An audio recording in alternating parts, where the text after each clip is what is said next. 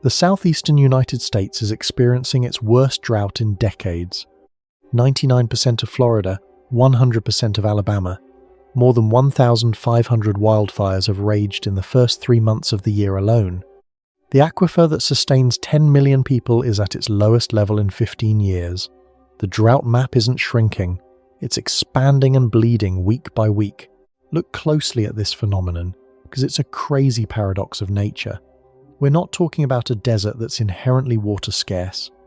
We're talking about Florida, one of the wettest regions in North America, where summer thunderstorms were once considered the foundation of the entire ecosystem. The fact that this place is drying up on such a large scale and burning itself out is a terribly misleading sign. Water doesn't just disappear, it's being blocked. And even more frightening, while Florida is burning, a groundbreaking study was published 2 days ago in the journal Science Advances. The empirical data shows that the oceanic circulation system, the giant conveyor belt responsible for distributing moisture and temperature across the entire northern hemisphere, is weakening twice as fast as predicted. The last time this system collapsed, its consequences trapped humanity in a devastating climate change that lasted for 12 centuries. By the end of this video, you will understand exactly why these two stories, a burning swamp state and a failing oceanic flow system, are essentially one and the same. The moisture transport crisis is unfolding right before our eyes. If this topic piques your curiosity, leave a comment below letting me know where you're watching this video, at what time, and what you think of this paradox.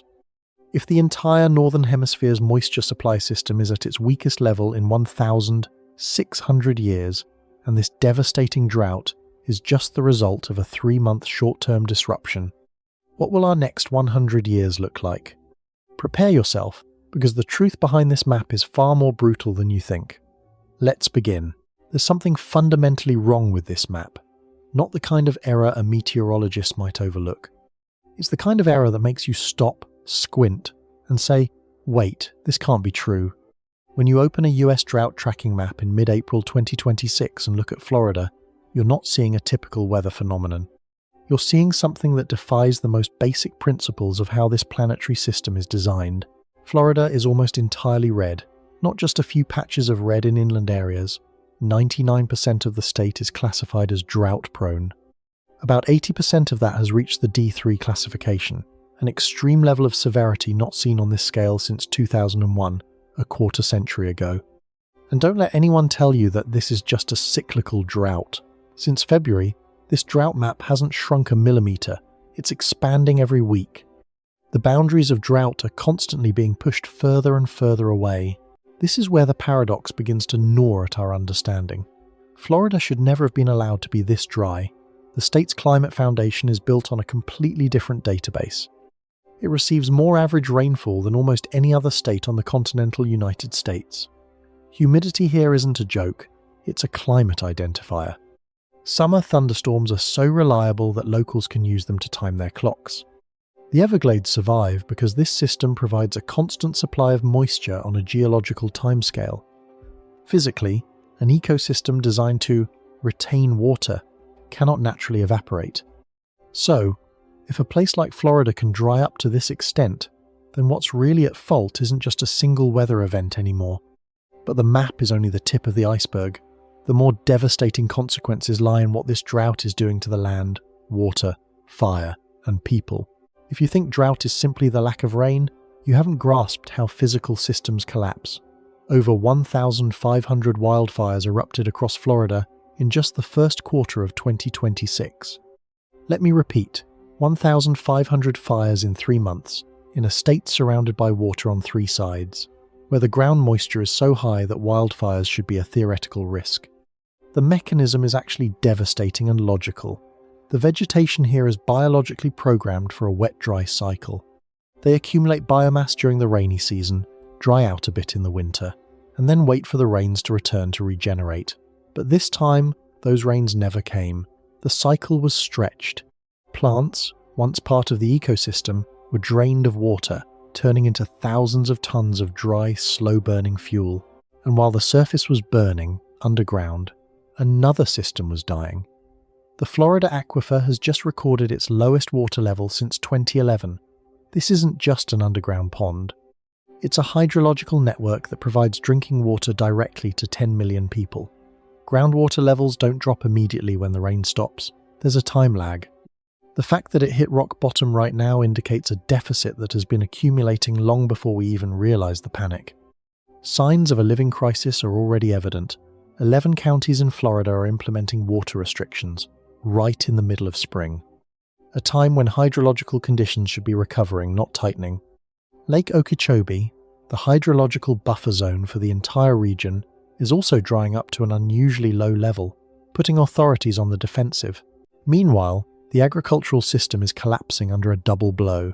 In the first quarter of 2026 alone, Florida's agricultural sector has lost more than $3 billion. A sudden freeze in January knocked out the crop's immune systems, followed by a severe drought, creating a cascading failure. The citrus industry suffered another devastating blow, and strawberry growers in the Plant City area reported losses that would tear through supply chains for years to come. This is the brutal reality of nature, a state burning on the surface and drying up underground, 2 layers of critical infrastructure collapsing simultaneously. And if this were just Florida, it would be serious enough. But the boundaries of this disaster are anything but. Alabama. 100% of the area is submerged in drought. 30 counties in the state have been designated a federal disaster zone by the U.S. Department of Agriculture, USDA. When an area is labelled a federal disaster zone, it's not a journalistic exaggeration. It's an official government assessment that the situation has crossed the threshold of hardship and officially entered a catastrophic phase. 30 counties in one state, at the same time, and it doesn't stop there. Georgia, 96%, South Carolina, 93%, Tennessee, 80%. These numbers aren't isolated data points. They're part of a synchronized collapse on a region-wide scale. When an entire vast geographic area collapses under the same drought pattern, it tells us something incredibly important about the workings of physics. What's driving this disaster isn't a localized phenomenon. It operates on a scale far beyond any state boundaries. But what truly worries atmospheric scientists isn't just the severity, it's the speed. We're designed to deal with droughts as a gradual escalation. Water management systems, planting schedules, and fire prevention scenarios all rely on the assumption that we'll have time to impose water restrictions, time to reorganize resources, time to calculate. But this drought is strangling that time buffer. It's spreading and tightening faster than forecasting models can keep up. When response systems are outpaced by the event they were designed to manage, you no longer have a controlled crisis. You have reactive management. Firefighters run out of resources. Urban water supplies are under intense scrutiny. Agriculture can't keep up. Everything descended into a state of chaotic reaction. With so many states falling under the same drought pattern at such a rapid pace, the question was no longer which state was more unlucky. The crucial question now was, what was blocking rainfall on such a massive scale? It's time we uncovered the physics behind it. In meteorology, there's a system called the Bermuda High. Think of it as a fixed atmospheric feature over the western Atlantic. Under normal conditions, this high-pressure system acts as a pump. It draws warm, humid air from the Gulf of Mexico and the Atlantic, then pushes it inland, fueling the rains that enrich the southeastern United States. But right now, the Bermuda High isn't pumping water anymore. It's locked into an anomalous configuration. Imagine you're at the end of a hallway about to step through a door. But suddenly, that door turns into a wall. That's exactly what's happening. The moisture is still there. It hasn't disappeared. But it's being blocked by a high-pressure system acting as a static barrier. The principle of high pressure is simple. It compresses the air downwards. As air descends, it heats up. Hot air cannot condense into clouds. No clouds, no rain. So, change the way you look at it. This isn't a rain deficit. This is a blocked atmosphere.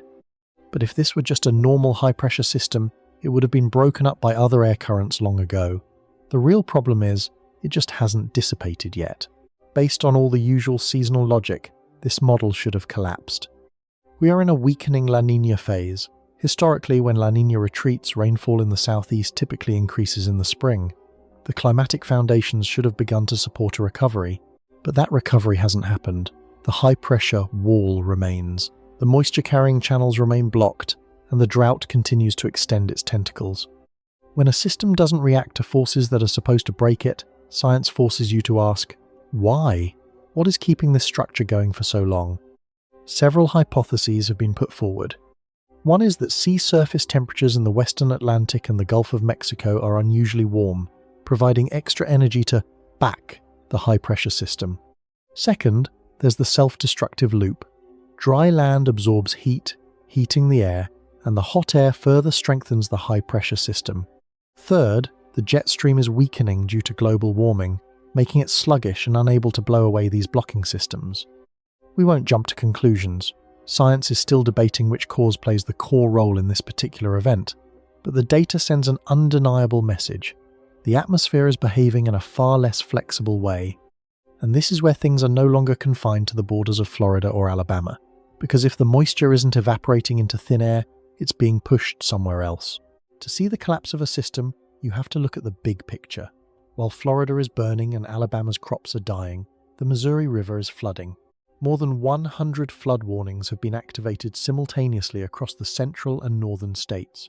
The same atmosphere, refusing to supply moisture to one area, is unleashing a devastating excess of water on another. This is no coincidence. This is the fingerprint of a high-pressure system blocking the way. Remember this key concept. Water doesn't disappear, it's being rerouted.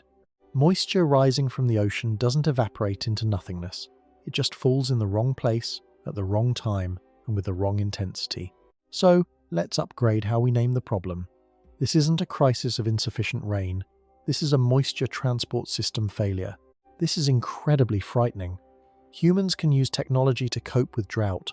We can build dikes to cope with heavy rains.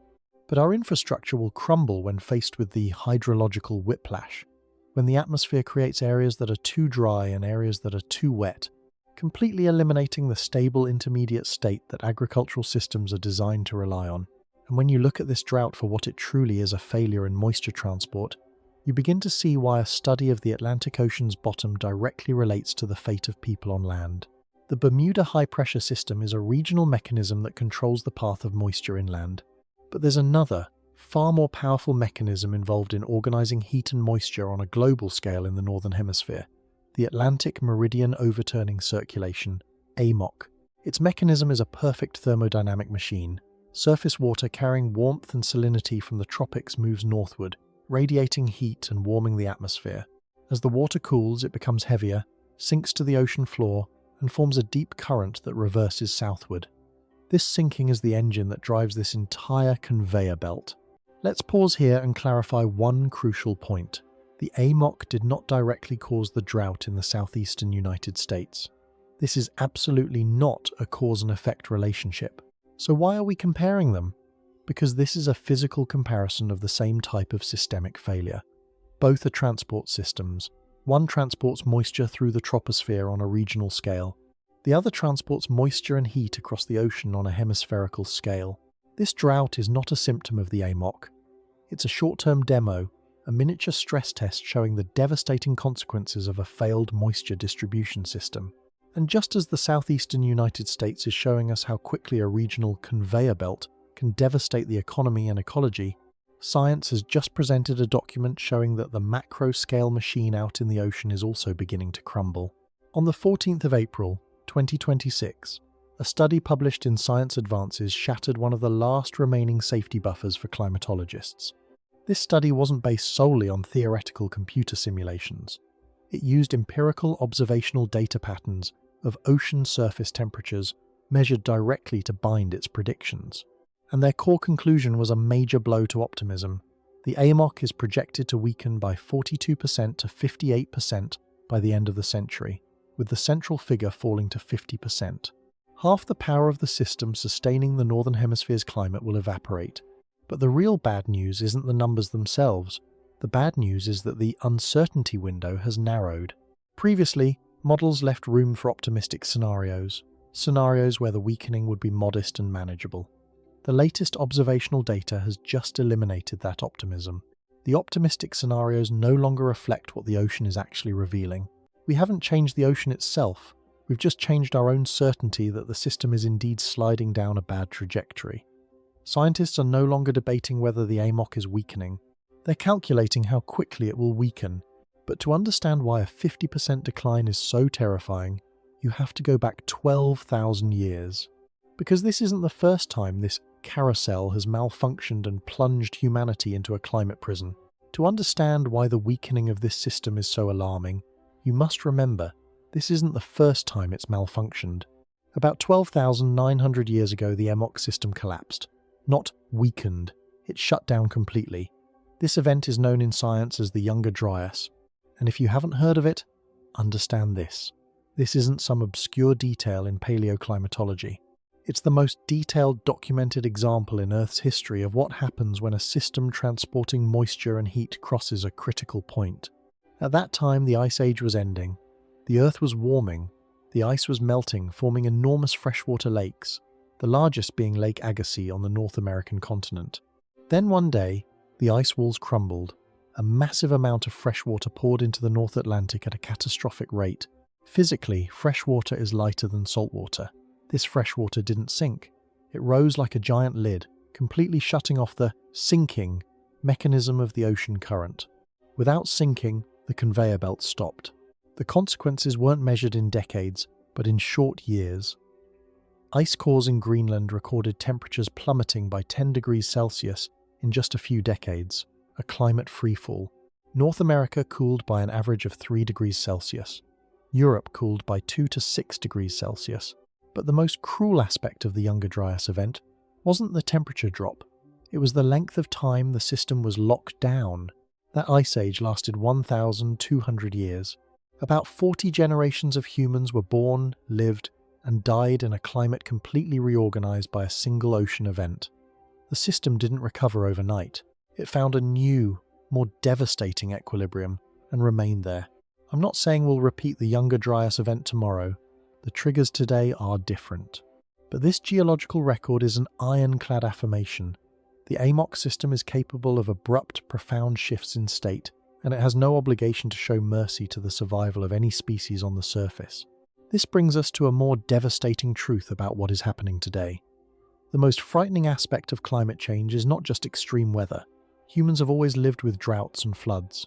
The most frightening thing is that the atmosphere and oceans are beginning to behave like machines that have lost their flexibility. The high-pressure system over Florida is stuck. The moisture circulation system is locked down. Rainfall is falling in the wrong places. Meanwhile, in the ocean, the AMOC system is also failing and risks being locked into an even weaker state.